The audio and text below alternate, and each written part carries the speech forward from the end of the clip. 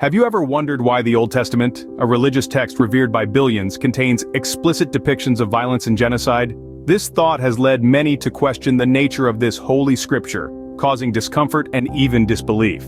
As a foundational pillar of faith for countless believers, the Old Testament is seen as a source of spiritual enlightenment and guidance. Yet it is also rife with accounts of warfare, devastation, and directives for genocide. These narratives can incite deep confusion, particularly for those who perceive God as primarily kind and fair. The notion that a merciful God could be linked with such violent tales seems paradoxical and has spurred rigorous discussions among scholars, theologians, and lay people alike. The Old Testament's graphic portrayals of violence and conflict aren't merely accepted at face value. Rather, they are the focus of intensive, ongoing scrutiny and interpretation. They challenge our understanding of divinity and morality, prompting us to probe deeper into the text's historical and cultural contexts. These difficult passages, while disturbing on the surface, may hold deeper meanings or messages. They present a complex picture of divinity, one which is not always comfortable or easily understood, but one that is rich in nuance and complexity. Through careful analysis, one can glean insights and revelations about the nature of God, humanity, and the intertwining relationship between the two. It seems paradoxical, doesn't it? A compassionate God associated such violent narratives. But what if there's more to the story? To shed some light on this, let's delve into an alternative perspective offered by scholars.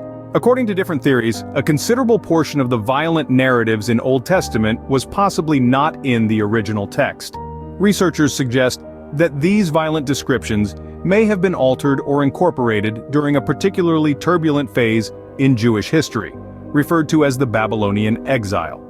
The Babylonian exile is a historical event that dates back to the 6th century BCE. This saw the Israelites being forcefully removed from their homeland, resulting in the destruction of the revered temple located in Jerusalem. This was a significant and distressing event, causing the Israelites to come together and fortify their sense of national identity.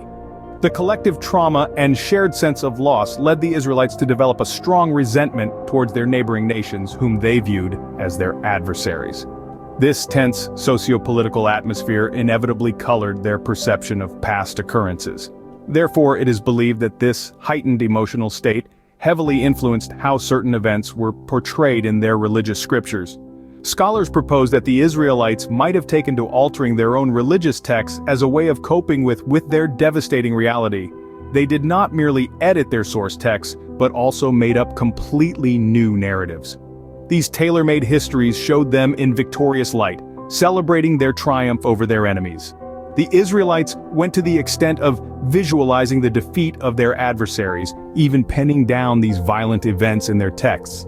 These fabricated stories of victory and bloodshed were then seamlessly integrated into the existing narrative of the Torah, juxtaposed with its more benevolent messages. Therefore, it is crucial to interpret these violent passages within the context of the time. Then factual accounts, they echo the emotional turmoil and the socio-political dynamics of that era. So these violent passages are more reflective of the socio-political emotions of the time, rather than actual historical events. For more insights, follow our TikTok page. This academic view raises its own set of challenges. Quite clearly, the act of differentiating between the original lessons and subsequent add-ons or modifications is anything but straightforward. The Old Testament, much like any other historical document, is an intricate melange of tales, each spun with strands of cultural, political, and personal feelings. It's a colossal mission to unravel this intricate ensemble, to distinguish the threads of divine teachings from those of human sentiments, particularly when these threads are often so closely intertwined. Additionally, the interpretation of Holy Scriptures isn't a universal process. It's more of a spectrum, a multitude of viewpoints, each colored by the lens of personal comprehension, cultural backdrop, and individual faith. The domain of biblical criticism and historical context is a field teeming with theories, a bustling hub of concepts, each competing for validation and acceptance. The art of interpreting these texts is subjective, unique to each individual's comprehension, influenced by cultural, social, and personal factors. It's a dynamic process of decoding divine messages, often shrouded in layers of sentiments, cultural norms, and political biases. A historian, while interpreting these texts, walks into a labyrinth of narratives, each thread leading to a new perspective, a fresh interpretation.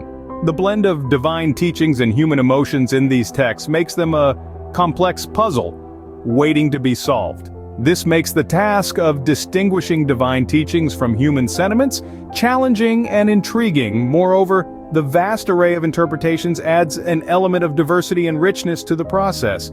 Historical and theological research becomes about reaching a definitive conclusion and more about unraveling the intricate layers of narratives, each woven with threads of cultural, political, and personal sentiments. As we grapple with these questions, it's clear that understanding of these ancient texts is far from definitive, but isn't that the beauty of historical and theological exploration?